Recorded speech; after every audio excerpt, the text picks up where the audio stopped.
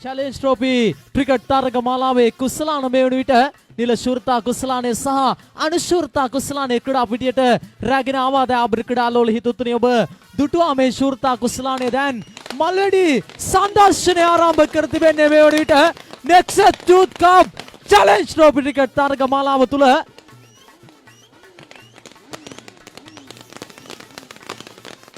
2025 ගෝමරන් කල්ල නෙක්සට් youth club challenge trophy cricket තරග මාලාවේ මල්වැඩි සංදර්ශනය මෙලෙස ක්‍රියාත්මක වන විට ගෙවී ගිය වර්ෂය තුලත් මේ තරග මාලාව අති උත්කර්ෂ ලෙස පැවැත්වුවාහි කුසලාන රැගෙනීමේ උත්සවය අති උත්කර්ෂ ලෙස පැවැතුණා. මෙවරත් පැවැත්වෙනවා. දැන් අපේ ක්‍රීඩාලෝල හිතුතුනි ඔබට දක්න ලැබෙනවා මේ වන විට ගෝමරන් කල්ල මුස්ලිම් මාවිදුවල් ක්‍රීඩා පිටිය එකම සැනකිලි බිමක් බවට පත් කර තිබෙනවා නෙක්සස් සමාජිකවරුන්. දැන් අපේ ක්‍රීඩාලෝල හිතුතුනි හොඳ අප්පුඩ සන්නාදයක් ලබා දෙන්න පැහැදිලිවම ඔවුන් ගියවර සිදු කරන ලද දේ මෙවරත් සිදු කර තිබෙනවා අති උත්කර්ෂ ලෙස.